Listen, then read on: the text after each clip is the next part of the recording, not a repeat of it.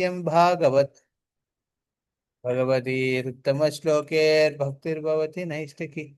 कृष्णाय वासुदेवाय देवकी नंदनाय च నందగోపకుమారాయ గోవిందాయ నమో నమః. హరే కృష్ణ. భక్తులందరికీ మన బుధవార సత్సంగానికి కార్యక్రమానికి స్వాగతం. సో ఈ విధంగా మనం ప్రతి వారము నిత్యం ఉమ్, ఈ భాగవత సాంగత్యంలో వచ్చే అవకాశాన్ని మీరు సద్వినియోగం చేసుకున్నందుకు చాలా ఆనందపడుతున్నాను. ఇలాంటి ముఖ్య క్లాసెస్ ఉన్నప్పుడు ఆ, విశేషంగా మీరందరూ వ్యక్తిగతంగా ఆ,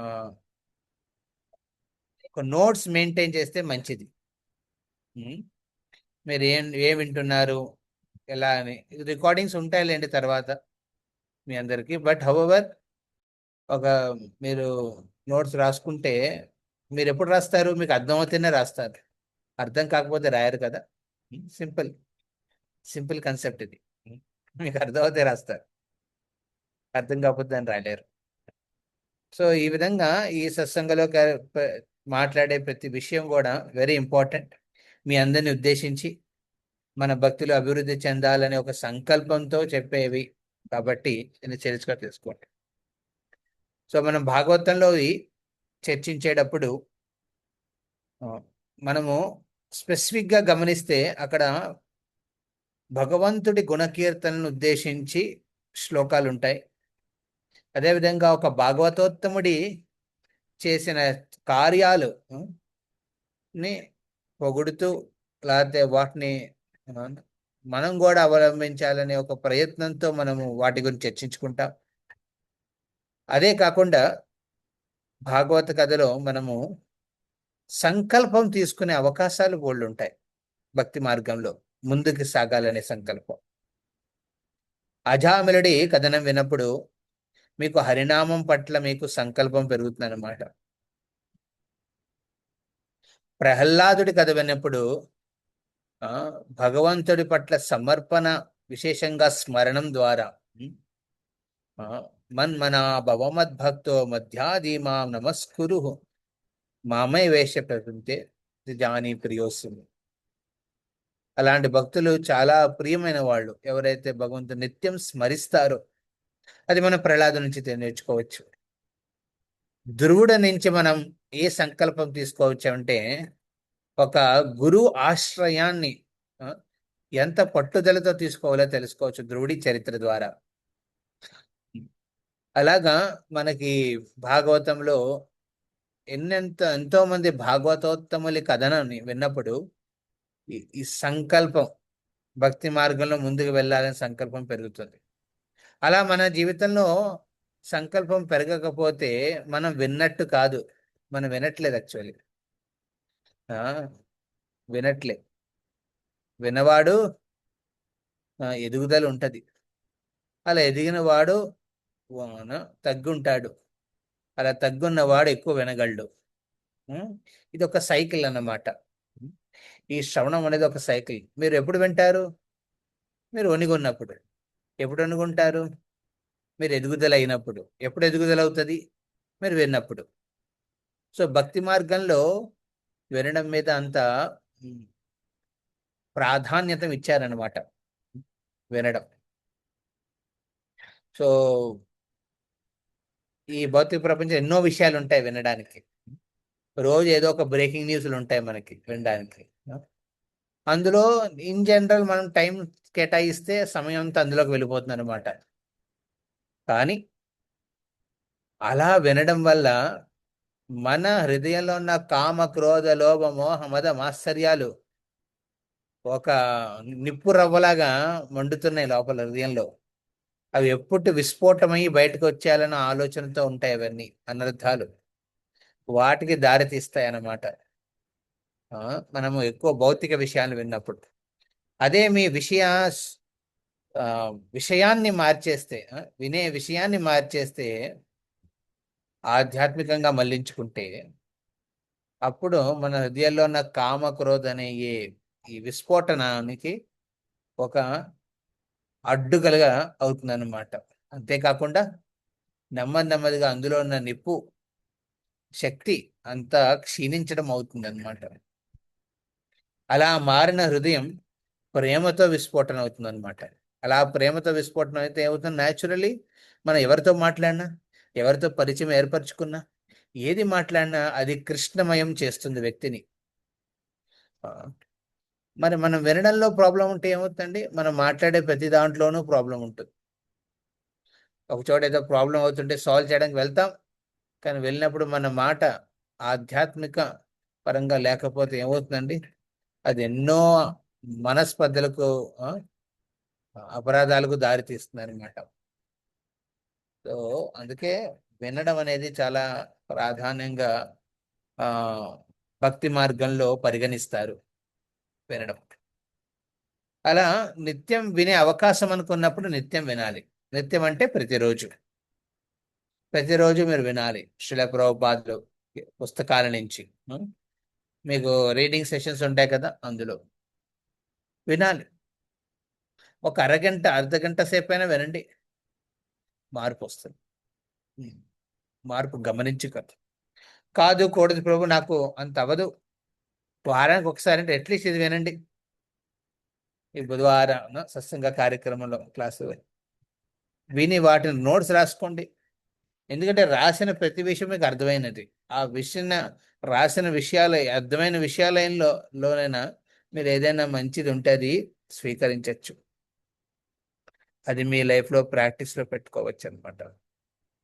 సో ఇవాల్టి కథనంలో మనము మొదటి వారం, ఈ ముందు వారం 8వ స్కందంలోని 5వ ఆ 1వ స్కందంలోని 8వ అధ్యాయం. ఈ అధ్యాయం పేరు కుంతి మహారాణి ప్రార్థనలు మరియు పరీక్షితుని సంరక్షించడం.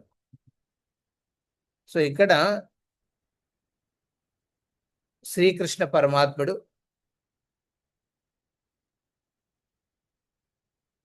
ఏ విధంగా అయితే తన రణభూమిలో కురుక్షేత్ర యుద్ధం తర్వాత పాండవులని రాజసింహాసనం మీద కూర్చుని పెట్టిన తర్వాత అస్తినాపురం నుంచి ద్వారకాకి వెళ్ళడానికి ప్రయాణానికి సిద్ధం అవుతాడనమాట.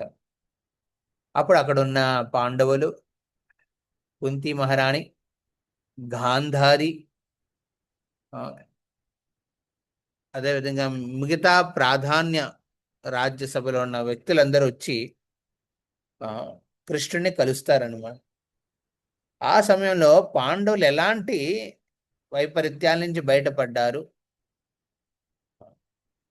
అదంతా స్వంతంగా తమ సామర్థ్యాలతో తెచ్చుకున్న రాజ్యం కాదండి. ఇది స్వయం శ్రీకృష్ణుడే ఇందులో ఇన్వాల్వ్ అయి ఉన్నాడు.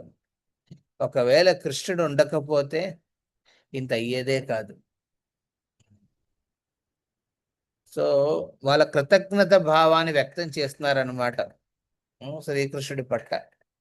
ఈ శ్లోకం అలా నడుస్తుంది అనమాట. మనం లాస్ట్ టైం దీన్ని చర్చించుకున్నాం. శ్లోకం 1:8-5. సాధ్యాయత్వాజత శత్రు స్వం రాజ్యం హితవైర్కృతం ఘాత్యత్యత్వాశతో రాజ్ఞా కచస్పర్శ కషాయుష సాధ్యయిత్వా అజాత శత్రు. సో అజాత శత్రుడైన యుధిష్ఠిరుడికి స్వం రాజ్యం కితవై. సో ఇక్కడ ఏమైందండి? దుర్యోధనుడు ఈ అజాత శత్రుడైన యుధిష్ఠిరుడి రాజ్యాన్ని తనదుగా మార్చుకోవాలనుకున్నాడు. అలాంటి హృతం ఘాతహిత్వా అశతస్స. అశతస్స అంటే అలాంటి రాజులు, అధార్మిక, వేదాలకు విరుద్ధంగా, ధర్మానికి విరుద్ధంగా జీవిస్తున్న దుర్యోధన లాంటి రాజులను ఏం చేశాడండి? భగవంతుడు వాళ్ళ ఆయుష్ని తగ్గించాడు. క్షత ఆయుష, వాళ్ళ ఆయుష్ని నెమ్మదిగా తగ్గించేశాడు. ఎందుకంటే వాళ్ళు అజాతశత్రుని రాజైన దుర్యోధన రాజ్యాన్ని వాళ్ళు కావాలనుకున్నారు. రెండవది, ఆ రాజ్యంలోని రాజకుమారి అయిన ద్రౌపదిని అవమానించారనమాట. సో ఈ రెండు చేయడం చాలా దారుణం. ఉమ్. ఈ ఇది చేయడం వల్ల ఏమైందంటే న్యాచురలీ వాళ్ళ పట్ల ఒక ఒక మేఘం కమ్ముకుందనమాట, మృత్యు అనే మేఘం. సో రణభూమిలో ఏమైందండి, శ్రీకృష్ణుడు పరమాత్ముడు ఎదురుగుండానే వాళ్ళకి మృత్యుని పొందారు. ఉం. సో ఈ విధంగా ఇక్కడ అనువాదంలో వర్ణించబడింది. తాత్పర్యంలో మనం శ్రీల ప్రభుపాదు 5 వ్యక్తుల సంరక్షణ గురించి మాట్లాడతారు. ఓకే, 5 వ్యక్తుల సంరక్షణ గురించి మాట్లాడతారు. మొదటిది, పూర్వంలో అంటే కలిరాజు రాకముందు, అంటే పరీక్షితుడు రాజ్యాన్ని ఏలే సమయం దాకా ఏమైందండి, ఈ సమాజంలో బ్రాహ్మణులు, ఆవులు, స్త్రీ, పిల్లలు మరియు వృద్ధులు, వీళ్ళకి సంరక్షణ ఉండేదన్నమాట రాజ్యం తరపు నుంచి. ఇప్పుడు దుర్యోధన కౌరవులందరూ స్త్రీకి మర్యాద ఇవ్వలేదు. వారణావటంలో చిన్న వయసులో ఉన్న పాండవుల్ని హతమార్చాలనుకున్నారు. పిల్లల మీద విలువ లేదు వాళ్ళకి. సో ఈ విధంగా ఎన్నో దుష్కార్యాలు చేసిన దుర్యోధనుడు, కౌరవులు రాజ్యాన్ని ఎలా వెళ్ళగలరండి? రాజ్యాన్ని వెళ్ళాలంటే బ్రాహ్మణ రక్షణ ఉండాలి, గోరక్షణ ఉండాలి, స్త్రీ రక్షణ ఉండాలి, అదేవిధంగా పిల్లల రక్షణ, బాల బాలిక రక్షణ మరియు వృద్ధుల రక్షణ. ఇది చాలా అవసరం. కానీ ఈ సొసైటీలో మనం ఏం గమనిస్తామండి, వీటన్నిటికీ ప్రస్తుత కార్యంలో సంరక్షణే లేదు. వృద్ధులు అంటారా, ఓల్డ్ ఏజ్ హోమ్లో పెట్టేస్తున్నారు. ఈ ఓల్డ్ ఏజ్ హోమ్ అనే కాన్సెప్ట్ ఇంకెంత స్ట్రాంగ్ అవుతుందంటే ముందుగానే లెక్కలేసుకుంటారు పిల్లలు, పెద్దల్ని ఎప్పుడు పెట్టేద్దామని. ఓల్డ్ ఏజ్లో అవసరం లేదు ఇప్పుడు మనం చూసుకున్నాం అంటే పెద్దలు కూడా దానికి సహకరిస్తారనమాట. సరే సరే నన్ను పెట్టండి, మీరు అప్పుడప్పుడు వచ్చి చూడండి అని. సో ఈ విధంగా ఇప్పుడు సమాజం మారుతుంది. రెండవది, ఈ సమాజంలో మనం గమనిస్తే పిల్లల సంరక్షణ ఎక్కడుందండి? చిన్న వయసులోనే పిల్లలు బలాత్కారానికి గురవుతున్నారనమాట. ఇంట్లో వాళ్ళ తరపు నుంచే సంరక్షణ ఉండదు అప్పుడప్పుడు. Child abuse. పిల్లలకి సంరక్షణ అనేది 5వ ఏట దాకా తల్లి ఇవ్వాలి. కానీ తల్లిలు బిజీగా ఉన్నారనమాట జాబుల్లో. సో ఇంకోళ్ళు ఎవరో వస్తారు సంరక్షణ అనే పేరుతో, వాళ్ళు ఇంకేదో చేసి వెళ్ళిపోతారు. సో ఈ విధంగా ఒక సంరక్షణ ఆస్పెక్ట్ ఫోకస్గా లేదు. విదేశాలు అంటారా, వాళ్ళు పిల్లలకి చిన్నప్పటి నుంచి అన్నీ నేర్పించేస్తారనమాట. ఏది వినకూడదు, అవి అవసరం లేదు అది కూడా వినిపించేస్తారు పిల్లలతో. వాళ్ళకి లైసెన్సులు ఇచ్చేస్తారనమాట ఏమి చేయడానికైనా. సో ఆ చిన్న మనస్తత్వంలో ఏది తప్పు, ఏది ఒప్పు, ఏది క్షమించాలనే కన్సెప్ట్ లేకపోవడం వల్ల పిల్లలు కూడా ఏమవుతున్నారండి, నెమ్మదిగా ఎవరి మీద శ్రద్ధ పెట్టగలేకపోతున్నారు, భయపడుతున్నారు. సో విధంగా పిల్లల సంరక్షణ కూడా మారింది. మూడవది, స్త్రీ రక్షణ. దీంట్లో చెప్పడానికి ఎక్కువ ఏం లేదండి, ప్రతి చోట మనం గమనిస్తున్నాం. ఇప్పుడున్న ప్రస్తుత బెంగాల్, వెస్ట్ బెంగాల్ లో ముఖ్య కారణం, ఒక రాజ్యంలో ఉన్న సీఎం ముఖ్య పతనానికి కారణం స్త్రీకి సంరక్షణ లేకపోవడం. రాజ్యంలో రాజు రాజ్యాన్ని ప్రతినిధిగా వహిస్తున్న స్త్రీ అయినను ఆ పవర్లో ఉన్న శక్తి వల్ల ఒక రాజు అంధుడవుతాడనమాట. పిల్లల గురించి ఆలోచించలేడు. స్త్రీ సంరక్షణ గురించి ఆలోచించలేదు. సో ఇది మనం ఇక్కడ గమనిస్తాం అన్నమాట. స్త్రీ సంరక్షణ, స్వేచ్ఛ సంరక్షణ, ఈ రెండిటికి బ్యాలెన్స్ తెలియక చాలా మంది బలవుతున్నారనమాట. ప్రతి ఒక్కరూ కోరుకునేది ఏంటంటే స్వేచ్ఛ, మర్యాదతో కూడిన స్వేచ్ఛ. సో ఆ స్వేచ్ఛ అభివృద్ధిని ఫోకస్గా పెట్టి అవ్వాలి, కానీ ఆ స్వేచ్ఛలో అధర్మానికి కారణమయ్యే పరిస్థితులను తీసుకురాకూడదన్నమాట. అభివృద్ధి అవ్వాలి, స్వేచ్ఛలో అభివృద్ధి ఉండాలన్నమాట. శ్రీల ప్రభుపాదుల వారు స్త్రీ స్వేచ్ఛ గురించి మాట్లాడుతూ ఆయన ఎన్నో లేఖలు తన శిష్యులైన స్త్రీలకి రాశారనమాట. ఎప్పుడైతే ఒక స్త్రీ తన ధర్మాన్ని అర్థం చేసుకుని దానికి అనుసరంగా పాటిస్తుందో ఆ స్త్రీ మొత్తం రాజ్యానికి సంరక్షిస్తుంది అనమాట. కానీ ఇప్పుడున్న ప్రశ్నలో అర్థం చేసుకోవడం పక్కన పెట్టండి, ఉన్న సంరక్షణ నుంచి కూడా బయటపడి ఇంకా స్వేచ్ఛ అనే పేరుతో ఎంతోమంది స్త్రీలు బలవుతున్నారు. తర్వాత గోరక్షణ. ఒక రాజ్యం విస్తరిస్తుందంటే దానికి గోరక్షణ చాలా అవసరం. కానీ ఇక్కడ ఎక్కువ ఆవులు కసాయి చేతుల్లోకి పంపించేస్తున్నారు. మొత్తం భారతదేశంలో ఆంధ్రాకి చాలా ఇంపార్టెంట్ ర్యాంక్ వస్తుంది అనమాట గోహత్యలో.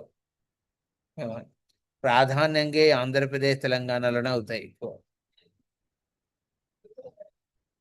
గోరక్షణ ఎందుకు చేస్తామండి? కృష్ణుడికి ఎంతో ఆనందాన్ని ఇస్తున్నాను. తర్వాత ఐదోది ఏంటండి? బ్రాహ్మణ రక్షణ. అంటే బ్రాహ్మణ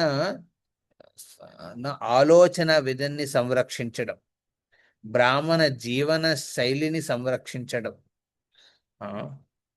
అలాంటి జీవన శైలిని ఆలోచనని మోస్తూ లోక అభివృద్ధి కోసం ప్రయత్నం చేస్తున్న బ్రాహ్మణుల్ని సంరక్షించడం చాలా అవసరం. వాళ్ళ head of the society. So ఇవి ఈ ఐదు: బ్రాహ్మణులు, గో, స్త్రీ, పిల్లలు, వృద్ధులు. వీటి సంరక్షణ ఉంటేనే ఆ రాజ్యం బాగా నడుస్తుందని అర్థం అన్నమాట. ఓకే. సో ఇందులో శ్రీల ప్రభుపాదుల వారు విస్తరిస్తారు వెరీ స్పెసిఫిక్గా ఈ ఐదు గురించి. సో ఇందులో ప్రభుపాదుల వారు బ్రాహ్మణ సంరక్షణ గురించి మాట్లాడతారు. సో బ్రాహ్మణ సంరక్షణ గురించి మాట్లాడుతూ ఈ విధంగా అంటారు. ఇది నేను తెలుగులో ట్రాన్స్లేట్ చేస్తాను, ఒకసారి ఉండండి.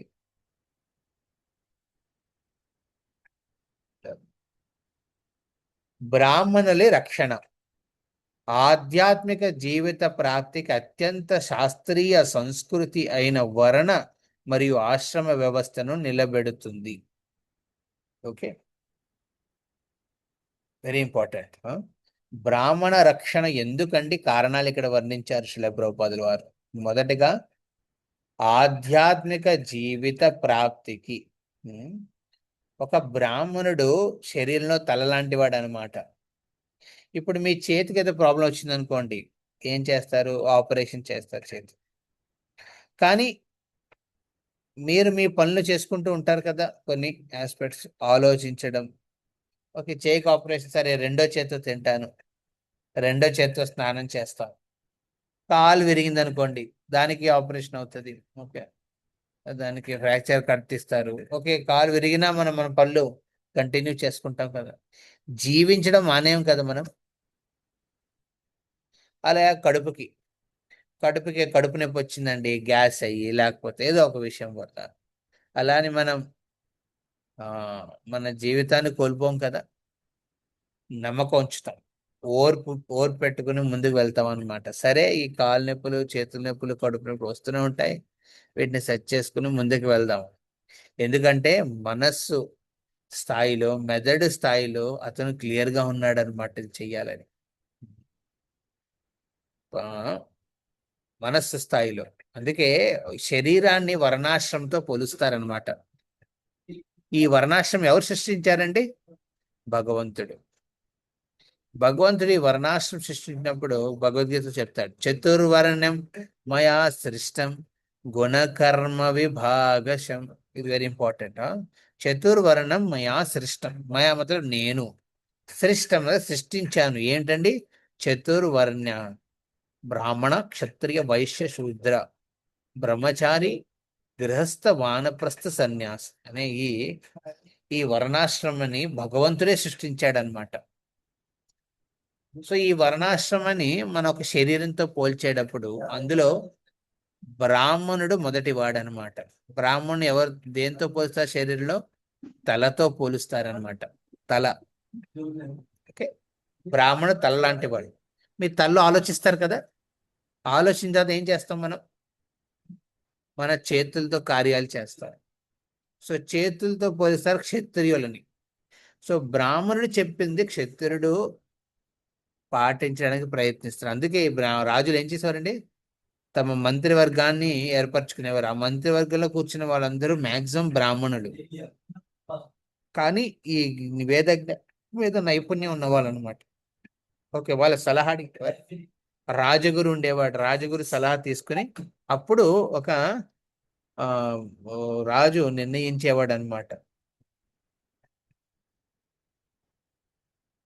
రాజు నిర్ణయించేవాడు ఏం చేయాలనేది. ఓకే. సో బ్రాహ్మణ ఆధ్వర్యంలో క్షత్రులు పనిచేస్తారు, సంరక్షణ ఇస్తారు, రాజ్యాన్ని ఏలుతారనమాట.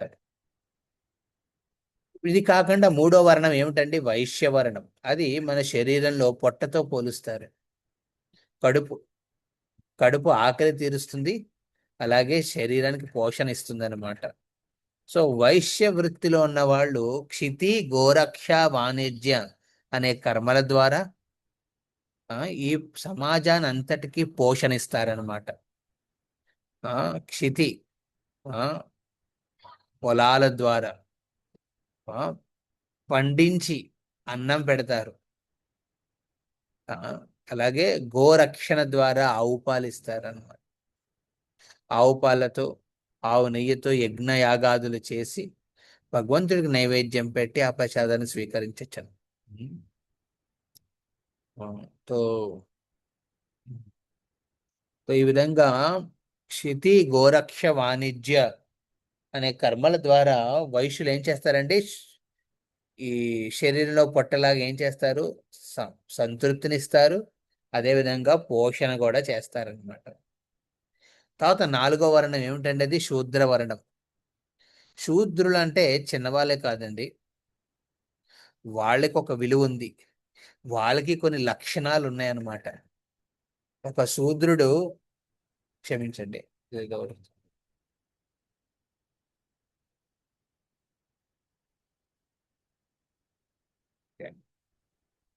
ఒక శూద్రుడు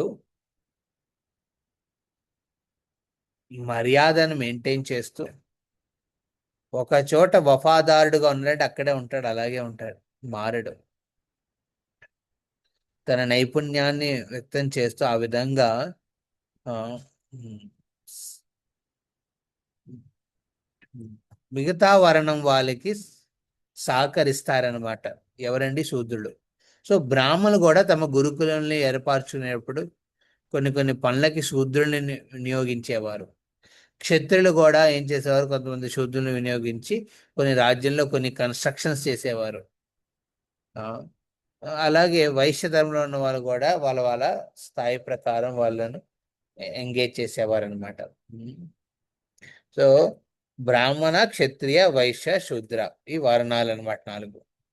ఇది మన శరీరంలో తల, చేతులు, ఆ పొట్ట, కడుపు, మళ్ళీ కాళ్ళు. శూద్రులు కాళ్ళు లాంటి వాళ్ళు అనమాట. నడవడానికి అంత భారాన్ని, శరీర భారాన్నంతటిని మోస్తుంది కాళ్ళు. అలాగే ఒక దిశ వైపు తీసుకెళ్తుంది. మనం చెప్పిన దిశకి అది తీసుకెళ్తుంది, తనకిష్టమైన వెళ్దు వాళ్ళు. మనం ఏం చెప్తే అది. సో ఈ విధంగా బ్రాహ్మణ క్షత్రియ వైశ్య శూద్రుల మధ్యన పరస్పర ఆ, అనుబంధం ఏర్పడితే అప్పుడు ఎలాంటి దురోగతి అవ్వదన్నమాట. కానీ ఇప్పుడున్న పరిస్థితుల్లో ఏంటండి, బ్రాహ్మణుడికి ఆ విలువ లేదు. ఉం? బ్రాహ్మణుడికి విలువ లేదు. ఎందుకని? ఎందుకంటే ఆ బ్రాహ్మణ కులంలో వచ్చిన వాళ్ళందరూ ఆ మంచి వ్యక్తులు కాదండి. ఆ, వాళ్ళు శరీరంగా బ్రాహ్మణ కులంలో పుట్టిన మానసికంగా శూద్రుల కింద ఆలోచిస్తున్నారనమాట. అలాంటి బ్రాహ్మణులు ఏం చేశారండి, అధర్మానికి పాల్పడ్డారు. అలా పాల్పడిన బ్రాహ్మణులను చూసి క్షత్రియులు నమ్మేవారు కాదు బ్రాహ్మణుల్ని. ఆ క్షత్రులు ఏం చేశారంటే బ్రాహ్మణుని తిరస్కరించారు. మీకు ఆదేశం సలహా ఇచ్చే పెద్దలు లేకున్నప్పుడు మీరు రాజ్యాన్ని ఎలా ఏలుతారండి? సో అక్కడ రాజ్యాన్ని వెళ్ళడం కూడా కష్టమైంది వాళ్ళకి. ఎందుకంటే బ్రాహ్మణ గైడెన్స్ లేదనమాట. పైనుంచి గైడెన్స్ లేకపోవడం వల్ల ఏదో విధంగా ఏదో చేసేవారు. అందులో చా ఆ దానివల్ల ఎంతో మంది హింసించబడ్డారనమాట. విశేషంగా వైశ్యులు ఎవరైతే తమ వ్యాపారాల ద్వారా గోరక్షణాక్షితి ద్వారా సంపాదించిన ఉమ్, ఆ, ధనంలో కొంత ధనరాశిని వాళ్ళు రాజుకి ట్యాక్స్ రూపంలో ఇచ్చేవారు. కానీ ఇప్పుడు ఏమైంది, క్షత్రులు ఈ డబ్బు అవసరం చాలా ఉందని ఈ వైశ్య కులంలో ఉన్న వాళ్ళని ఎక్కువ ప్రెజర్ ఇచ్చేవారనమాట. అలా కొన్నేళ్లకు ఏమైందండి, ఆ వైశ్యులు రాజుల్ని తిరస్కరించారనమాట. తిరస్కరించి అరే వీళ్ళ వల్ల మేము బానిసలా ప్రవర్తించాల్సి వస్తుంది, అంతా మేమే ఇచ్చేది కానీ వీళ్ళేంటి ఈ విధంగా బిహేవ్ చేస్తున్నారని ఉమ్, ఆ ఒక కోపం ఉద్వేగంతో ప్రయత్నం కూడా అయిందనమాట. కానీ ఆ ఆ ఆ వైశ్యులు ఆ ఉద్వేగంతో రాజుల్ని తిరస్కరించారు. వాళ్ళని హతమార్చలేకపోయారు, ఎందుకంటే రాజుల దగ్గర శక్తి ఎక్కువ ఉందన్నమాట. సో వాళ్ళు ఏం చేయలేకపోయారు. ఏం చేశారు, వాళ్ళని ఫాలో అవడం వదిలేశారనమాట. అలాగా వైశ్యులు ప్రాధాన్యంగా వచ్చారు అప్పుడు ఒక సమయానికి. వాళ్ళు ఏ క్షత్రియుడికి తమ సంపాదించిన డబ్బులో కొంత పర్సంటేజ్ అక్కడికి వెళ్ళాలి అని గవర్నమెంట్కి ఇచ్చేవారు కాదు. ఆ, సో అలా నెమ్మదిగా ఏమైందండి, వైశ్యులు ప్రాధాన్యంగా విస్తరించడం స్టార్ట్ అయ్యారు ప్రపంచంలో. ఈ వైశ్యులు కనిపించేది అదే మేము సంపాదిస్తున్నాం, అందరికీ ఆనందాన్ని సుఖాన్ని ఇస్తున్నాం ఆ, ఆ, అనే ఆలోచనతో వాళ్ళే రాజుల కింద ప్రవర్తించడం స్టార్ట్ చేశారు. ఎవరి దగ్గర ఎక్కువ డబ్బు ఉంటే వాడే రాజు. అలా అయిపోయింది అనమాట. అలా అయిన తర్వాత వాళ్ళు తమ ధనాన్ని ఇంకా సంపాదించే ఆలోచనతో వాళ్ళు యంత్రపూర్వకంగా తమ రాజ్యంలో ఉన్న ఆ, ఉమ్, అంటే ఇప్పుడు బిజినెస్ ని ఆ విధంగా డెవలప్ చేయడం స్టార్ట్ చేశారు. ఎందుకంటే అందులో ధర్మం లేకుండా నువ్వు అర్థాన్ని సంపాదించవచ్చు. ధర్మం చేయక్కర్లేదు, పూజా విధానాలు అవన్నీ అవసరం లేదు, అర్థాన్ని సంపాదించు, అదే ముఖ్యం. హరే కృష్ణ. ఎవరు మ్యూట్ చేసి పెట్టండి.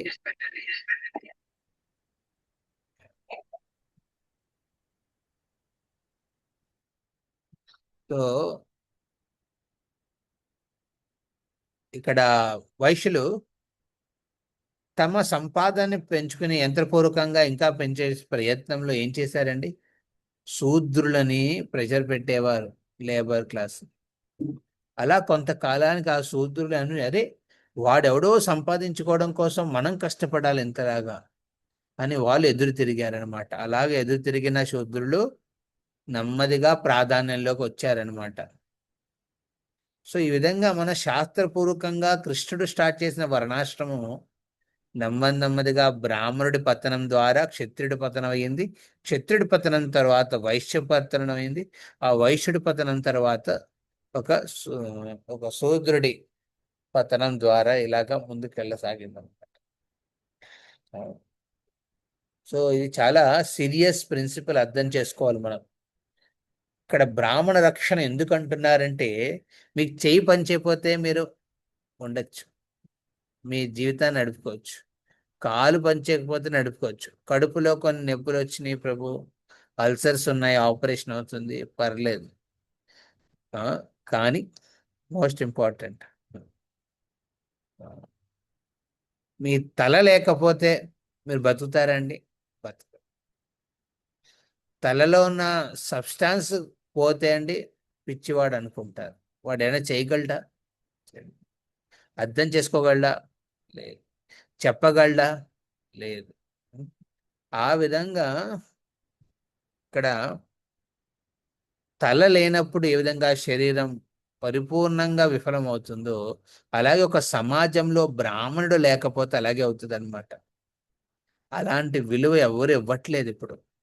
ఇప్పుడు మా ఇస్కాన్లో చూడండి, మేము ఏదైనా పెద్ద ప్రభుపాదుల ప్రసన్నం కోసం విస్తార రూపంలో ఆ, ఆ, ఏదో చేద్దాం అనుకుంటాం. కానీ దానికి సహకరణ అనేది చాలా చాలా క్లిష్ట పరిస్థితుల నుంచి వెళ్తూ ముందుకెళ్తుంది అనమాట. సో నమ్మే అవకాశాలు ఎవరు తీసుకోరు. సో ఇలాంటి దుర్భాగ్యమైన పరిస్థితుల్లో మనం ఉంటున్నాం అనమాట. బ్రాహ్మణుకు విలువ లేదు. అలానే క్షత్రుడు తమ ధర్మం ప్రకారం ప్రవర్తిస్తున్నాడా? లేనే లేదు. సో సో ఈ విధంగా తల లేనప్పుడు ఏ విధంగా శరీరం విఫలమవుతుందో, అదేవిధంగా బ్రాహ్మణుడు లేకపోతే మొత్తం సమాజం విఫలమవుతుంది అనమాట. అందుకే ఇక్కడ యుధిష్ఠిర్ మహారాజు ఆ, బ్రాహ్మణ రక్షణ గురించి మాట్లాడతాడు. ఓకే, ఇది ఒక రైట్ కాదు. ఓకే, చాలా మంది అనుకుంటారు ప్రభుజీ కొంతమందికి ఆ రైట్ ఉంటుంది టు బి ఏ బ్రాహ్మణ, వాళ్ళ గురించి అంటే కాదు. ఆ, ఆ, ఈ బ్రాహ్మణ అనేది ఒక లక్షణం అన్నమాట. ఆ లక్షణాన్ని సంరక్షించాలి ప్రజలు. శ్రీల ప్రభుపాద వారు ఇస్కాన్ స్థాపించినప్పుడు ప్రతి భక్తుడిని కూడా ఒక బ్రాహ్మణికల్ స్టాండర్డ్ లో చూడాలనుకున్నారు. అంటే ప్రభుపాద నిజ జీవితంలో ఉన్నప్పుడు ఎంతో మంది భక్తులను ప్రోత్సహించి వాళ్ళని బ్రాహ్మణ లక్షణాలను అవలంబించుకోమనే ప్రయత్నం చేయమని చెప్పి వెళ్ళారు. సో వెరీ వెరీ క్రూషియల్ బ్రాహ్మణ లక్షణం. తర్వాత మనం మాట్లాడేది ఏంటండి? గోరక్షణ. సో ఇక్కడ శిల ప్రభుపాద వారు గోరక్షణ గురించి మాట్లాడుతూ ఈ విధంగా అంటారనమాట. గోవుల సంరక్షణ జీవితంలోని ఉన్నత లక్ష్యాలను అర్థం చేసుకోవడానికి, మెదడులోని సూక్ష్మ కణజాలను కాపాడేందుకు అవసరమైన అత్యంత అద్భుతమైన ఆహార రూపమైన పాలను అందిస్తుంది. సో ఇందాక మనం బ్రాహ్మణు గురించి మాట్లాడుతున్నప్పుడు ఆధ్యాత్మిక జీవితంలో అభివృద్ధి చెందాలన్న ఆ బ్రాహ్మణుడు బ్రహ్మజ్ఞానాన్ని పొంది ఉన్నాడు. అందుకే ఆయన సాంగత్యంలో మనం న్యాచురల్లీ ఆధ్యాత్మిక జీవితం గురించి తెలుసుకుంటాం అనమాట. అదేవిధంగా ఆ, వర్ణాశ్రమ వ్యవస్థ ఏ విధంగా నిలబడాలనేది మనం చాలా క్లిష్టంగా చర్చించుకున్నాం. ఎప్పుడైతే ఆ బ్రాహ్మణుడు శక్తిపూర్వకంగా ఉత్సాహంగా ఆ, తన జీవితాన్ని సమర్పించుకుంటాడో ఒక రాజ్యం కోసం, అప్పుడు న్యాచురల్లీ ప్రతి ఒక్కటి అభివృద్ధి చెందుతుంది అనమాట బ్రాహ్మణుడు. ఇప్పుడు గోరక్షణకు వచ్చేసరికి ఏంటండి, ఇక్కడ ఆవు పాలు గురించి మాట్లాడుతున్నారు. ఇదేంటండి, స్వార్థమా? ఆవు పాలు ఇస్తుంది అందుకే ప్రేమిస్తున్నావా? కాదు. గాడిద కూడా పాలిస్తుంది, ఒక మేక కూడా పాలిస్తుంది అనమాట. కానీ మనం ఆవు పాలు గురించి ఎందుకు మాట్లాడుతున్నాం? మీలో ఎంతమంది నరసింహ చతుర్దశి రోజు వచ్చారు ఇక్కడికి టెంపుల్కి? చేతులెత్తండి. హరే కృష్ణ.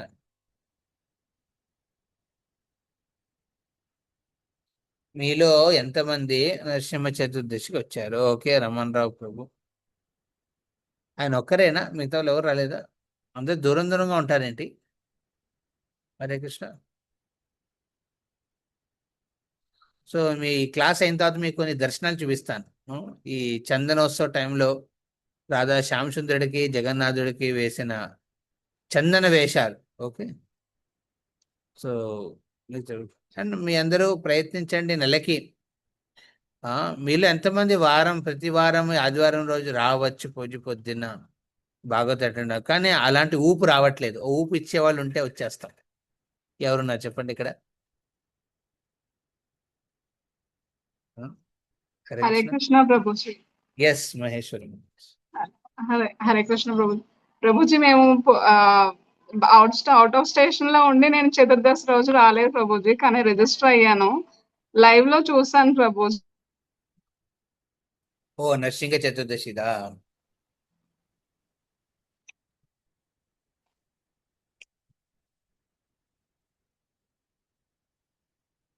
ఓకే. సో నరసింహ చతుర్దశి మీరు ఎలా అటెండ్ అయ్యారా? ఓకే. సో అవును సార్. మీలో నెలకు ఒక్కసారైనా వచ్చే వాళ్ళు చెప్పండి, ఎవరు రాగలరు? రావాలి ఇక్కడికి. శ్యామచంద్రకి నెలకు ఒకసారైనా రాగలం ప్రభుజీ. ఆ? వస్తాం ప్రభుజీ.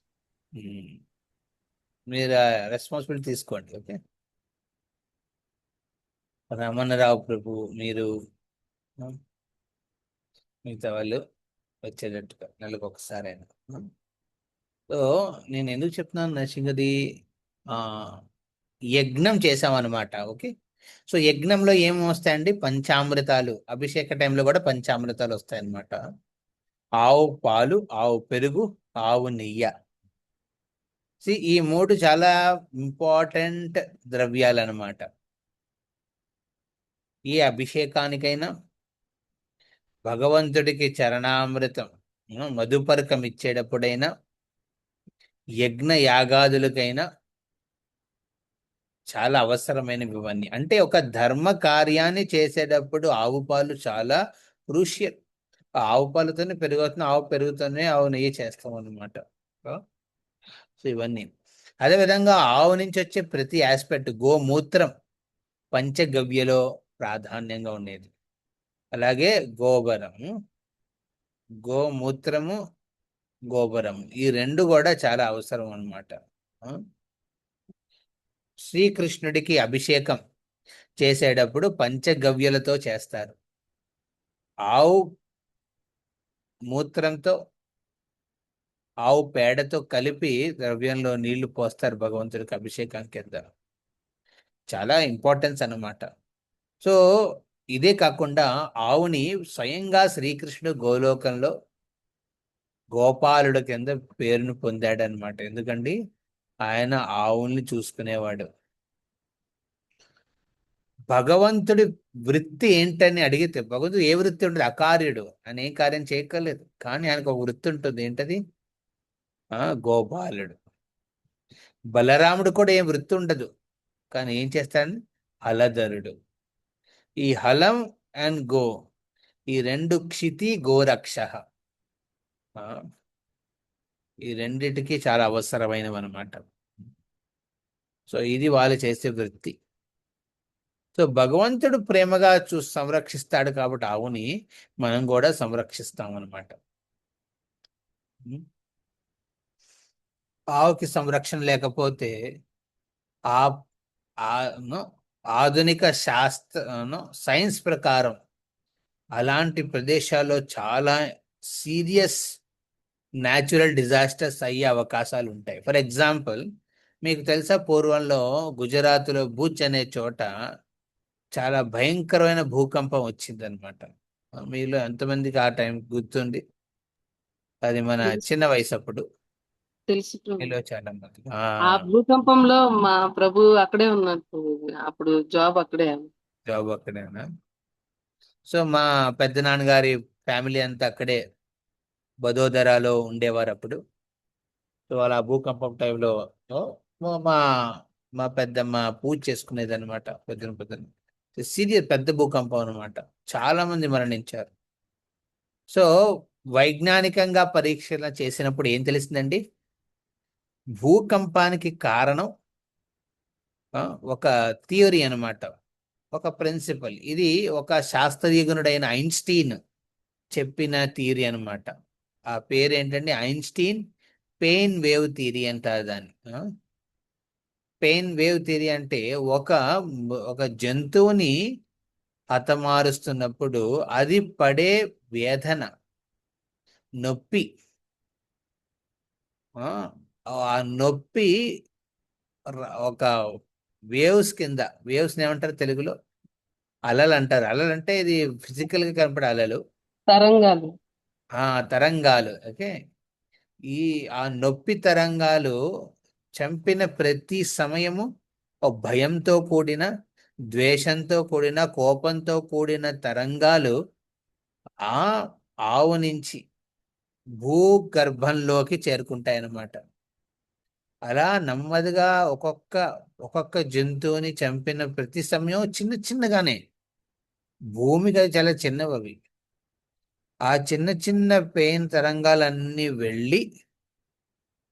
వెళ్ళి ఏళ్ల బాటు అలా వెళ్ళిన తరంగాలన్నీ భూగర్భంలో ఉన్న మెయిన్ ఫౌండేషన్ ని అది కదుపుతాయి అన్నమాట.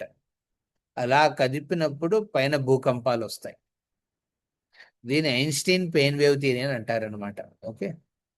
సో ఇక్కడ మనం గమనిస్తే ఆ భూజ్ ఎక్కడైతే ఈ భూకంపం వచ్చిందో దానికి ఇటు అటు అరువైపులా పెద్ద పెద్ద కౌ స్లాటర్ హౌసెస్ ఉన్నాయన్నమాట.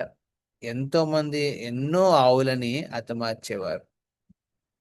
ఇది చాలా దారుణం.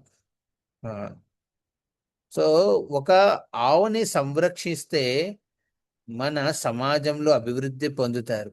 కానీ ఆవుని సంరక్షించకపోతే పోతారు. ఆ, పూర్వంలో 1965 ఆ సమయంలో 70లో భారతదేశంలో ఆవులు ఎక్కువ ఉండేవి, ప్రజలు తక్కువ ఉండేవారు. కానీ నెమ్మదిగా ఏమైందండి? ఎప్పుడైతే బ్రిటిష్ వాళ్ళు వచ్చి ఆ, యంత్రపూర్వకంగా ఇండస్ట్రీస్ ని ఏర్పరిచారో, విశేషంగా అందులో గోహత్యకు ఉద్దేశించి వాళ్ళు ఏర్పరిచిన కసాయిఖానాల వల్ల ఏమైందండి? నెమ్మదిగా ఆ సంఖ్య తగ్గడం స్టార్ట్ అయింది.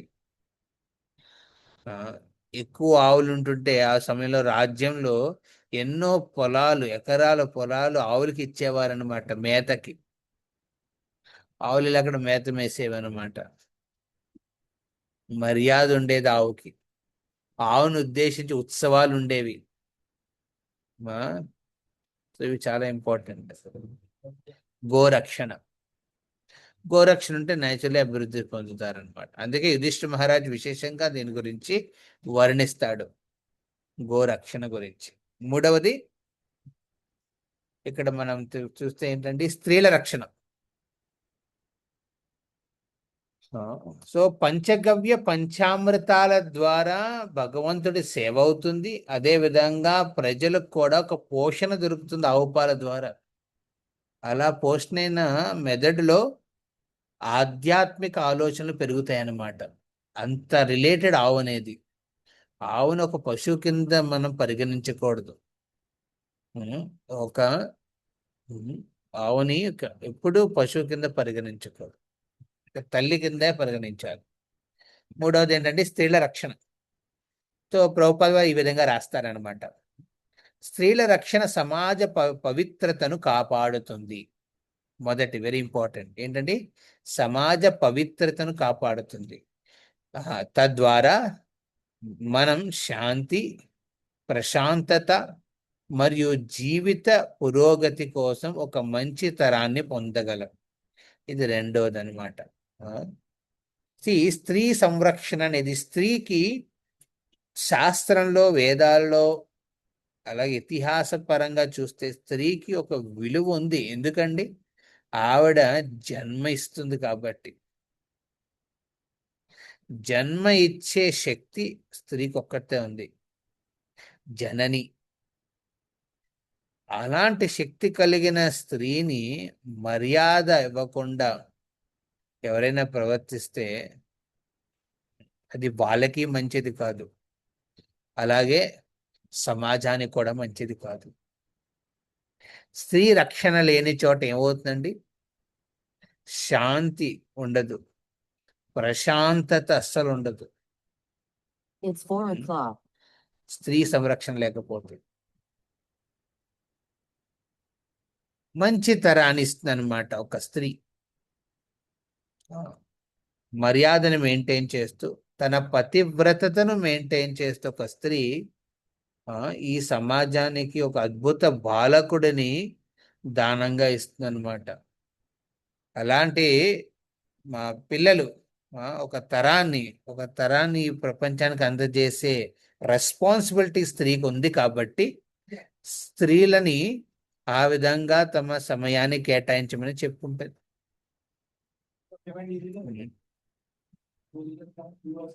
స్త్రీ సంరక్షణ లేని చోట చూడండి ఎన్నో వైపరీత్యాలు అవుతాయి.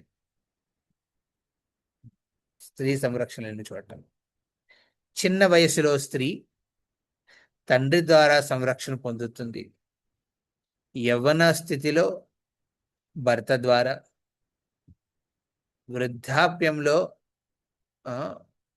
కొడుకు ద్వారా. ఈ విధంగా ఒక స్త్రీకి ప్రతి సమయము ఒక సంరక్షణలో ఉంటుంది. సంరక్షణలో ఉండడం బలహీనత కాదు. ఓకే, బలహీనత అందుకే మనం సంరక్షణలో ఉండమంటున్నారా? కాదు. సంరక్షణలో ఉండడం అనేది మీకు బుద్ధి హీనమైందని కాదు. ఒకసారి ప్రభుపాదులు women are less intelligent women అని కుంతిమారాని ప్రార్థనలో వస్తుంది అనమాట. స్వయంగా కుంతిమారాని అంటుంది ఈ విషయాన్ని. ఓకే, చాలాసార్లు మీరు భాగవతాన్ని చదివితే క్లియర్గా స్త్రీల గురించి స్త్రీలు చెప్పారు. మొదటి స్కందంలో స్త్రీల గురించి కుంతి మహారాణి స్వయంగా చెప్పింది. తర్వాత ఊర్వశి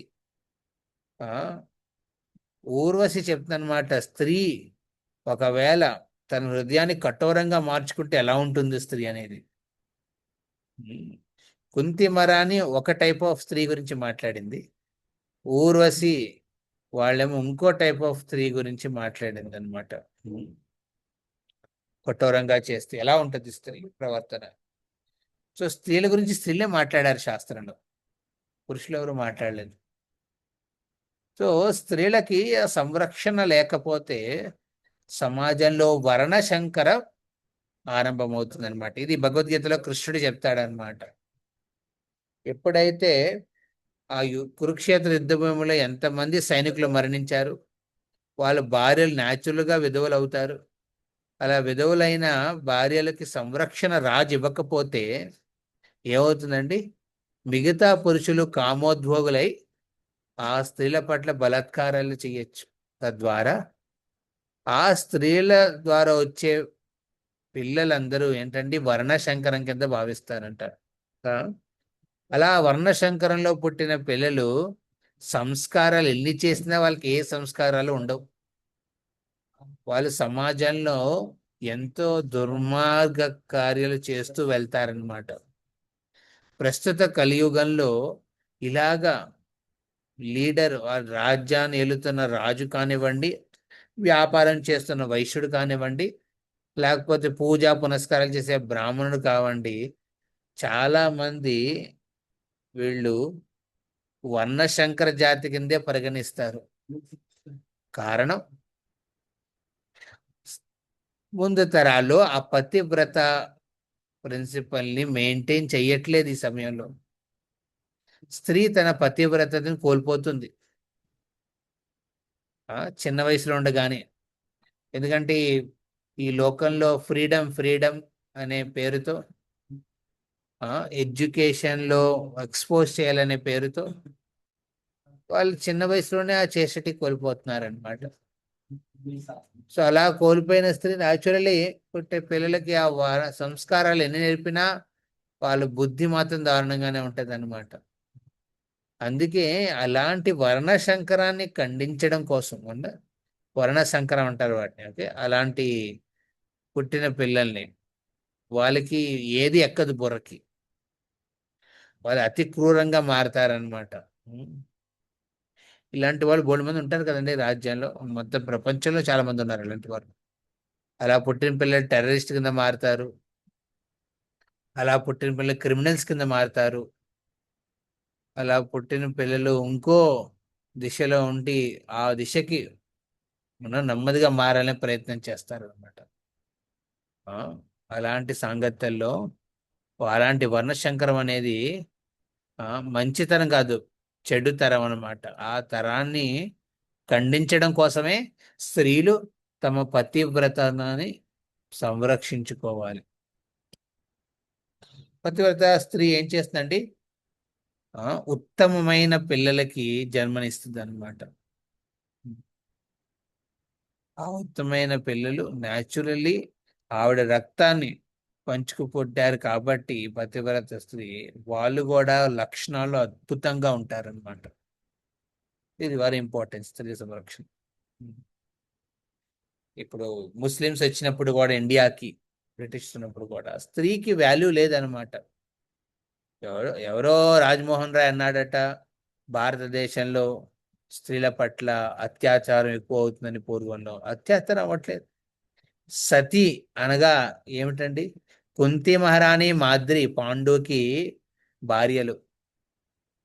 మాద్రి ద్వారానే పాండు మృత్యు పొందాడు. అది భరించలేక, నా వల్ల ఇలాంటిది అయ్యిందా అని భరించలేక మాదిరి ఏం చేసిందండి? తనను కూడా తాను సమర్పించుకుందనమాట అగ్నికి. ఎందుకు అలా చేసింది? ఎందుకంటే అలా చేయడం వల్ల ఏదో ఒక ఆలోచన, నేను ఆ పాండు, నా భర్త అయిన పాండుతో కలిసి ఉంటానని ఒక ప్రేమతో నిస్వార్థంగా తన సొంత నిర్ణయం తీసుకుని వెళ్తుంది అనమాట. అప్పుడు కుంతి మహారాణికి కూడా అలాంటి అవకాశం ఉంది సతిగా వెళ్ళడానికి, కానీ ఆవిడ తన హృదయాన్ని బండరాయిగా మార్చుకుని అక్కడ ఉంటూ ఆ పిల్లలందరినీ సంరక్షించుకుంటూ కూర్చుందనమాట. సో ఇద్దరూ చేసింది తప్పేం కాదు, కరెక్టే, ఇందులో తప్పేం లేదనమాట. సో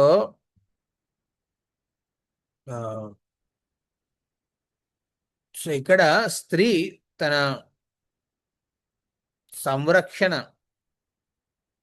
పతివ్రతాన్ని సంరక్షించుకోవడం ఎంత ప్రాధాన్యం అంటే అది సమాజానికి ఒక దిశని చూపిస్తుంది అన్నమాట.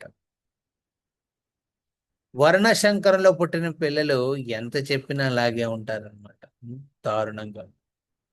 నౌడేస్న ఇప్పుడున్న ప్రస్తుత సిచ్యువేషన్లో ఇలాంటి వర్ణశంకర పిల్లలు ఎంతో మంది ఉన్నారు. చాలా కష్టం వాళ్ళకి. అందుకే మనం కేర్ఫుల్గా మన పతివ్రతాన్ని మెయింటైన్ చేస్తూ పిల్లల్ని మంచి దారిలో పెట్టే ప్రయత్నం చేయాలి. ఓకే, తర్వాత వచ్చేది ఏంటంటే 4వది పిల్లల రక్షణ. నేను ఒక 5 నిమిషాలు వెళ్తాను, తర్వాత మనం కంక్లూడ్ చేద్దాం.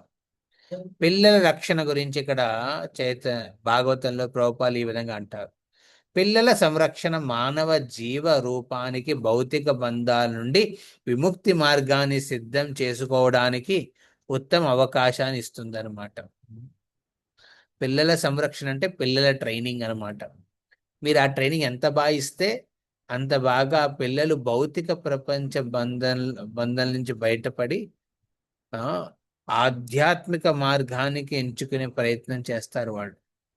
అటువంటి పిల్లల సంరక్షణ శుద్ధ జీవితానికి ఆరంభమైన గర్భాధాన సంస్కారాన్ని శుద్ధీకరణ ప్రక్రియ ద్వారా బిడ్డ పుట్టిన రోజు నుండే ప్రారంభమవుతుంది. సో అందుకే తల్లిదండ్రులు ఏం చేయాలి? పిల్లల కోసం సంస్కారాలు చేయాలన్నమాట. దశవిధ సంస్కారాలు ఉన్నాయన్నమాట ప్రాధాన్యంగా. అందులో మొదటిది గర్భాధాన సంస్కారం. ఒక గర్భాధాన సంస్కారంలో తల్లి తండ్రి ఆలోచనలు ఆధ్యాత్మికంగా మార్చుకుని అప్పుడు వాళ్ళు సంభోగానికి వస్తారు. అలా ఆధ్యాత్మిక ఆలోచనతో ఉన్న తల్లి తండ్రి ద్వారా అలాంటి ఆత్మను వాళ్ళు ఆకర్షిస్తారనమాట. అలా వచ్చిన పిల్లలు అంటే వాళ్ళ పూర్వజన్మ సుకృతి ప్రకారం, ఈ తల్లిదండ్రుల తపస్సు ప్రకారం వచ్చిన పిల్లలు ఒక ఉత్తమ కార్యానికి అరువులుగా మారతారనమాట. వాళ్ళు చేసే ప్రతి కార్యము అది అద్భుతంగా ఉంటుంది అనమాట. సో ఇది మనం గమనించవచ్చు పిల్లల సంరక్షణలో. గర్భధాన సంస్కారం. గర్భాధానం అయిన తర్వాత కొంతసేపటికి సీమంతనయనం అవుతుంది. అందులో ఆ ఆ బిడ్డ సంరక్షణ కోసం, పోషణ కోసం చేసేది. అలాగే తల్లి ఆయుష్ కూడా సరిగ్గా ఉండాలని ఆలోచనతో చేసేది. అప్పుడు దాకా తన జీవితం, తన శరీరంలో ఏమవుతుందో తెలియని స్త్రీ గురించి ఎంతో మంది ఆలోచిస్తారు అప్పుడు ఆ సమయానికి. అదొక మనసుకి బలాన్ని ఇచ్చి, అలా సీమంతనైన తర్వాత జాతకర్మ అవుతుందన్నమాట సంస్కారం. ఏ రోజైతే బిడ్డ పుడతాడో ఆ రోజు బొడ్డును కోసి కుండలి ప్రకారం తన జన్మ కుండలిని బయట తీస్తారనమాట. దాని తర్వాత వస్తుంది నిష్క్రమణ. మొదటిసారి ఆ బిడ్డ తల్లి గర్భం నుంచి బయటకు, తల్లి ఒళ్ళోనే ఉంటూ గర్భావాసం అనే ఒక స్థలంలో ఉంటూ బయటకు వస్తుంది అన్నమాట. మొదటి భగవంతుడైన సూర్యుని గమనిస్తుంది పాప, పిల్ల, బాబు ఎవరైనా. ఓకే, సూర్యుని గమనించి తర్వాత భగవంతుడి దర్శనం చేసుకుంటారు. నిష్క్రమణ. నిష్క్రమణ తర్వాత చూడకరణం. బిడ్డ పుట్టినప్పుడు న్యాచురల్లీ తమ ఒంటి మీద జుట్టు, తల మీద వెంట్రుకలు ఉంటాయి. పుట్టు వెంట్రుకల్ని తీస్తారు, శుద్ధీకరణ చేస్తారు, కర్ణరంధ్రం చేయిస్తారు. ఒక మగ బిడ్డ అయితే ఒక కర్ణానికి, ఆడబిడ్డ అయితే రెండిటికి. తద్వారా వాళ్ళ కామ వాసనని బంధించి పెడతారనమాట సంస్కారం ద్వారా. తర్వాత చూడకరణ తర్వాత వచ్చేది అన్నప్రాసన. అన్నప్రాసనలో మొదటిసారి ఆ బిడ్డకి ప్రాణాన్ని ఇచ్చి, ప్రాణం ఎక్కడ ఉంటుందండి? అన్నంలో ఉంటుంది అనమాట. అన్న పరబ్రహ్మ స్వరూపంగా పంచవాయు రూపంలో ఇస్తారనమాట బిడ్డకి. ప్రసాదాన్ని గ్రహిస్తాడు. అలా ఒక్కొక్కటి. దాని తర్వాత విద్యారంభం. తర్వాత అది కంప్లీట్ అయిన గ్రాడ్యుయేషన్ సెరమనీ. దాన్ని కూడా సంస్కారం అంటారు. ఓకే, బ్రాహ్మణను విద్యారంభం తర్వాత అది ఉంటుంది. అది అయిన తర్వాత వివాహం. వివాహం అనేది కన్క్లూడింగ్ సంస్కారం అన్నమాట. సో బ్రాహ్మణులు, క్షత్రులు, వైశ్యులు ఈ అన్ని సంస్కారాలు అవుతాయి వాళ్ళకి, 10 సంస్కారాలు. కానీ శూద్రులు జీవితంలో ఉన్న వాళ్ళకి రెండే అవుతాయి అన్నమాట. ఒకటి పుట్టగానే పేరు పెట్టడం, రెండేది వివాహం. ఇవి అవుతాయి సంస్కారం. ఇది కాక లాస్ట్ ఇంకో సంస్కారం, దాన్ని అంటారు అంత్యేష్టి సంస్కారం, మరణించిన తర్వాత శరీరాన్ని. సో ఈ సంస్కారాలు చేయడం వల్ల ఏమవుతుందండి? పిల్లల సంరక్షణ బాగా ఉంటుంది. ఆధ్యాత్మికంగా, శారీరకంగా, మానసికంగా పిల్లలు ఎదుగుదల పొందుతారు. ఒక్క చైల్డ్ అబ్యూజ్ అనే కన్సెప్ట్ మీద పిల్లలకు చెప్తే సంరక్షణ అవ్వదండి. ఇక్కడ టచ్ చేయకూడదు, అక్కడ టచ్ చేయకూడదు, ఇలా ప్రవర్తిస్తే ఇలా చెప్పాలి, ఎవరికి చెప్పాలి, అమ్మకి ఇది చెప్పాలి, నాన్నకి అది చెప్పాలి, అది ఇంపార్టెంటే. దాంతోపాటు పిల్లలకి ఈ సంస్కారాల ద్వారా వాళ్ళు మార్పుని తీసుకోవాలి. వాళ్ళు మనసులో ఈ సంస్కారాన్ని ఈజీగా పక్కన పెట్టేయకూడదు. వాళ్ళకి తెలియాలి ఈ సంస్కారం నీ గురించి చేస్తున్నాము అని వాళ్ళకి తెలియాలి. ఆ విధంగా చేసి వాళ్ళలో కూడా ఆ గౌరవాన్ని పెంచాలి. దేని మీద? వేదాల మీద, శాస్త్రాల మీద. తర్వాత లాస్ట్లో వచ్చేది ఏంటంటే వృద్ధులకు లభించే రక్షణ గురించి మాట్లాడాడనమాట ఇక్కడ. సో వృద్ధులకు లభించే రక్షణ మరణానంతరం మెరుగైన జీవితానికి తమకు తాము సిద్ధం చేసుకోవడానికి వారికి అవకాశం కల్పిస్తుంది. సో వృద్ధాప్యంలో ఉన్నప్పుడు వాళ్ళకి సంరక్షణ బిడ్డలు ఇవ్వాలి. ఇది ఇంపార్టెంట్ అన్నమాట. బిడ్డలు ఇవ్వాలి. వృద్ధాప్యంలో వాళ్ళ పనులు చేసుకోలేరు. బేసిక్ ప్రిన్సిపల్స్ని మెయింటైన్ చేయలేరు వాళ్ళు శారీరకంగా. అలాంటి సమయంలో వాళ్ళకి తోడుగా ఉండాలి. అందులో ఇంప్రూవ్మెంట్ ఉండకపోవచ్చు శారీరకంగా, కానీ అలా తోడు ఉండడం వల్ల వాళ్ళ చింత తగ్గుతుంది. అలా చింత తగ్గినప్పుడు వాళ్ళ చింతలో వాళ్ళ మనసులో భగవత్ చింతన అవ్వచ్చని. ఈ విధంగా రక్షణ ఇవ్వాలి పిల్లలకి, పెద్దలకి. వాళ్ళ సమయాన్ని కేటాయించాలి శాస్త్రాలు చదవడానికి. ఒక మాతాజీ నాకు చెప్తున్నాను అనమాట, ప్రభుజీ మా మా ఫాదర్కి నేను భాగవతం ఇచ్చాను, ఆయన 6 నెలల్లో కంప్లీట్ చేశాడు భాగవతం చదివి. Can you imagine? సో 6 నెలలో. That means she actually helping. Obviously భాగవతంతో పాటు మనం పక్క నుండి కూడా సమయాన్ని కేటాయిస్తే వాళ్ళు ఇంకా ఆనందపడతారు. కొంత సమయం, ఎక్కువ సమయం ఇవ్వక్కర్లేదు, కొంత సమయం ఇవ్వాలి. సో అలా వృద్ధుల రక్షణ ఉన్నప్పుడు ఏమవుతుందండి, ఇంట్లో కానీ సమాజంలో కానీ విలువలకి విలువ ఇస్తారనమాట. పూర్వంలో కొన్ని విలువలు ఉన్నాయన్నమాట, వాటికి విలువలు ఎందుకు ఇచ్చేవారు? పెద్దలు చెప్తున్నారు కాబట్టి. ఇప్పుడు పెద్దలకు విలువ ఇవ్వకపోతే అలాంటి పెద్ద విలువలున్న విషయాల గురించి ఎలా తెలుసుకుంటారు ప్రపంచంలో వ్యక్తులు? సో ఇది చాలా అవసరం అన్నమాట. వాళ్ళకున్న పరిపక్వత ఈ ప్రపంచంలో ఏ విధంగా వెళ్ళాలి, డిస్ట్రాక్ట్ అవ్వకుండా అనే దాని విషయం గురించి చెప్పుంటుంది అనమాట. ఈ విధంగా యుధిష్ఠిరుడి కాలంలో ఈ 5 బ్రాహ్మణ రక్షణ, గోరక్షణ, స్త్రీల రక్షణ, పిల్లల రక్షణ మరియు వృద్ధుల రక్షణ అయ్యేదన్నమాట. Okay, so Hare Krishna. So ఎవరికి ఏదైనా ప్రశ్న ఉందా, అడగాలనుకుంటున్నారా ఇప్పుడు దాకా చెప్పిన దాంట్లో, లేదా ఏదైనా పాయింట్ మీరు రిపీట్ చేయాలనుకుంటున్నారు? ప్లీజ్.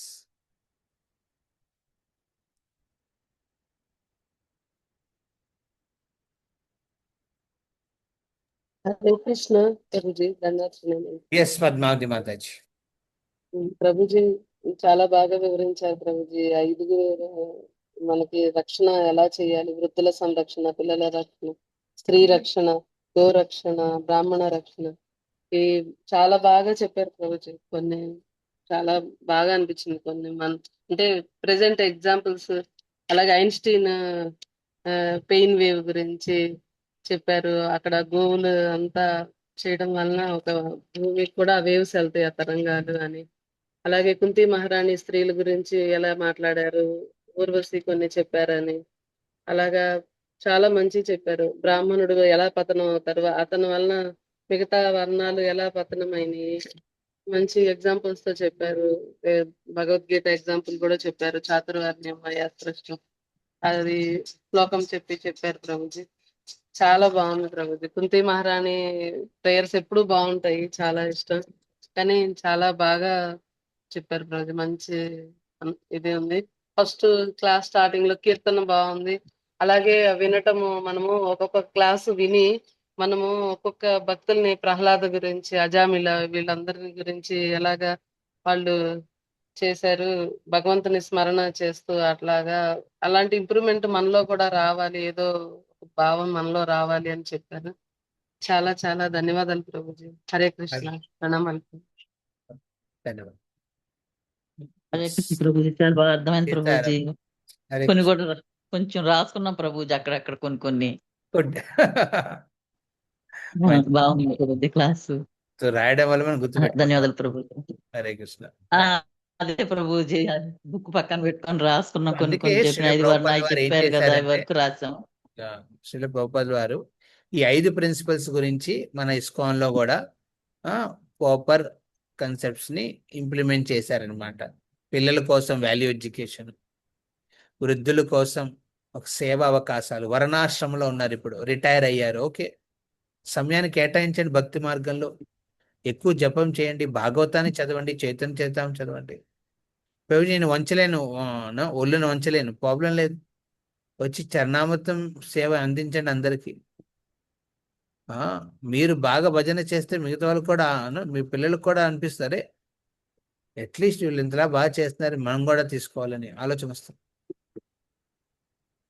అలాగే బ్రాహ్మణ రక్షణ ప్రభుపాద తన పుస్తకాల ద్వారా ఇచ్చారన్నమాట. బ్రాహ్మణ రక్షణ ఎవరైతే భగవద్గీత, భాగవత, చైతన్య చరితామృతం ఆశ్రయించి పారాయణం, పఠనం చేస్తూ అర్థం చేసుకుంటారో అందులో ఉన్న సూత్రాలని, వాళ్ళ లక్షణాలను పొందిన వాళ్ళే ఉంటారనమాట. గోరక్షణ, ఇది కూడా ఇస్కాన్లో ఒక ప్రామినెంట్ పార్ట్ గా ప్రభుపాదులు ఇంప్లిమెంట్ చేశారు. స్త్రీ రక్షణ, స్త్రీ రక్షణ ఎలాగండి? భక్తి మార్గంలో. భక్తి మార్గంలో. మార్గంలో వచ్చిన తర్వాత వ్యక్తి యాక్చువల్లీ అర్థం ప్రశాంతం. చేసుకుంటాడు కదా. మీరు చూడండి, నేను ఒక ఆర్డినరీ బాయ్ కింద నేను ఒక కాలేజీలో జాయిన్ అయ్యి అక్కడ ఉన్న కల్చరల్ ఇంబ్యాలెన్స్ ద్వారా ఎన్నో తప్పులు చేసే లైఫ్కి మారే అవకాశం ఉన్నది అక్కడ నేను కాలేజీలో చదువుతున్నప్పుడు. అందులో స్త్రీల పట్ల మర్యాద లేదు. అలాంటి సిచ్యువేషన్కి వెళ్ళే టైంలోనే వెళ్ళేది, అందులోకి భగవంతుడి అనుగ్రహం వల్ల వెళ్ళే టైంలోనే భక్త సాంగత్యం దొరికింది. అప్పుడు ఒక స్త్రీ మీద మర్యాద పెరిగింది. ఒక స్త్రీని సంభోగించే వస్తువు కింద కాకుండా ఒక జన్మనిచ్చే ఒక ఒక మహా తల్లి కింద భావించే అవకాశం, అలాంటి అండర్స్టాండింగ్ శాస్త్రం ద్వారా తెలిసింది, భక్తి మార్గం ద్వారా తెలిసింది. మన గౌడీయ వైష్ణవ సిద్ధాంతంలో విశేషంగా నిత్యానంద ప్రభు భార్య జాహ్నవాదేవి మొత్తం వైష్ణవ సమూహాన్ని ముందుకు తీసుకువెళ్ళింది అన్నమాట. సో స్త్రీకి చాలా విలువ ఉంటుంది, తెలుసుకోగలిగాం. అలాగే నాకు తెలిసిన చాలా మంది మాతాజీలు తమ జీవితంలో స్త్రీ అంటే ఫ్రీడమ్, స్త్రీ అంటే ఓపెన్నెస్, స్త్రీ అంటే opportunity to express one self fully అనే ఆలోచనతో ఉన్న స్త్రీలు కూడా భాగవతం భగవద్గీత చదివిన తర్వాత అర్థం చేసుకున్నారు స్త్రీకి యాక్చువల్ విలువ ఏంటనేది. వాళ్ళు అలాంటి వృత్తిని ఎంచుకున్నారనమాట. ఆబ్వియస్లీ చదువు ఇంపార్టెంటే, ఉద్యోగం ఇంపార్టెంటే, కానీ తల్లి చేసే ఉద్యోగం ఎవరు చేయలేరు. తల్లిగా నేర్చుకునే లెసన్స్ ఏ ఏ స్టడీలో కూడా ఉండదన్నమాట. సో అది చాలా ఇంపార్టెంట్. ఇలాంటిది ఒక తల్లులు నేర్చుకుంటున్నారు, తల్లులు తెలుసుకుంటున్నారు ఆడపిల్లలు. ఇది చాలా ఇంపార్టెంట్. హరే కృష్ణ. ఎస్, ఇంకేమైనా ఎవరైనా ఏదైనా చెప్పాలనుకుంటారు? హరే కృష్ణ ప్రభుజీ. S Maheshwari. First of all sorry ప్రభుజీ, నేను లేట్ గా అటెండ్ అయ్యాను బయటకు వెళ్ళొచ్చి క్లాస్ కి. చాలా మంచి విషయాలు, నేను ఈ రోజు క్లాస్ మిస్ అయ్యంటే చాలా మంచి విషయాలు మిస్ అయ్యేదాన్ని ప్రభుజీ. అన్నిటికంటే ముందు శ్రవణం గురించి మీరు చెప్పింది ఎగ్జాక్ట్ గా చాలా చాలా అది చాలా ఇంపార్టెంట్ ప్రభుజీ. ఎందుకంటే ప్రతి ప్రవచనం వినాలి, ప్రతి భాగవతం గురించి గాని భగవద్గీత గురించి గాని.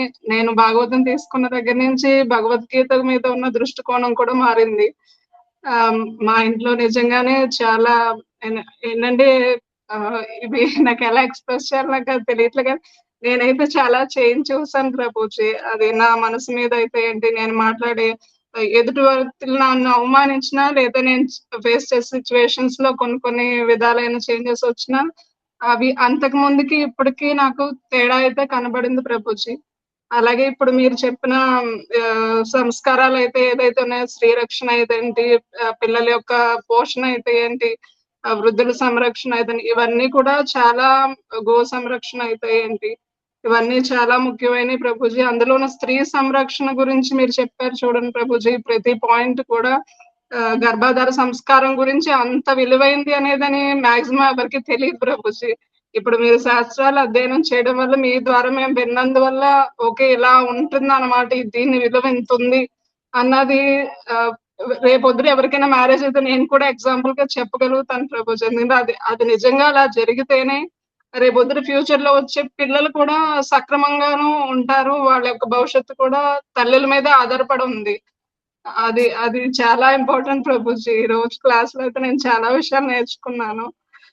చాలా మిస్ అయ్యేదాన్ని ప్రభుజీ, మిస్ అయ్యి ఉంటే క్లాస్ మాత్రం నా అదృష్టంగా భావిస్తున్నా ప్రభుజీ. ఇస్కాన్ నుంచి నాకు అవకాశం దొరికినందుకు భాగవతం తీసుకోవడానికి అయితే ఏంటి, భాగవతోత్తములు నా ఇంటికి వచ్చి నాకు నన్ను నా బిడ్డని ఆశీర్వదించడానికి అయితే ఏంటి. అలాగే ప్రభుజీ నిన్న నేను ఒక వీడియో చూసాను ప్రభుజీ, అది విజయవాడలో ఫ్లడ్స్ వచ్చినప్పుడు ఇస్కాన్ టెంపుల్ వాళ్ళది విజయవాడలో హెల్ప్ డొనేషన్స్ అవి చేశారు. నేను నిన్న అన్ఎక్స్పెక్టెడ్ గా చూసాను.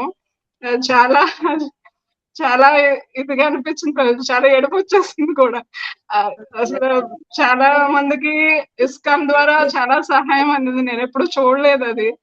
ఆ, నిజంగా అలాంటి ఒక ఇస్కాన్ టెంపుల్ నేను కూడా ఒక ఇస్క్రేణంలో ఒక వంతు అయినందుకు చాలా అదృష్టంగా భావిస్తున్నాను ప్రభుజీ. అది కూడా ప్రభుపాదుల వారి అనుగ్రహంతో మీలాంటి గురువుల యొక్క ఆశీర్వాదాలతో మాకు ఇంత అవకాశం దొరికింది. చాలా కృతజ్ఞతలు ప్రభుజీ. హరే కృష్ణ. హరే కృష్ణ. సో ఇప్పుడు వచ్చే రథయాత్రలో అదే లోక సమాజ సేవతో పాటు ఆధ్యాత్మిక ప్రచారం కూడా ముఖ్యంగా అంశాలుగా పెట్టుకుని ఈ వచ్చే ఆ రథయాత్రానికి మేము ఇప్పుడు అందరూ సిద్ధం అవుతున్నారు. మీరు కూడా అందరూ సహకరించండి. అందులో ఆధ్యాత్మిక ప్రచారంతో పాటు సాంస్కృతిక విలువల్ని పిల్లల్లో ఇచ్చే అవకాశం కూడా ఇస్తున్నాం. అలాగే సమాజ సేవ కింద సోషల్ ఫుడ్ డిస్ట్రిబ్యూషన్ కూడా చేస్తాం. ఎస్ అనూష విష్ణు మాతాజీ, మీరు ఏదో మాట్లాడాలనుకుంటున్నారా?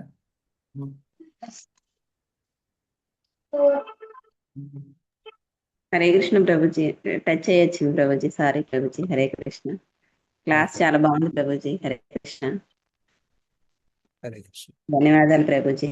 Hare Krishna. Okay, will conclude here. Thank you very much. మీరు అందరూ మీ సమయాన్ని కేటాయించండి. మనం నెక్స్ట్ వీక్ కలుద్దాం.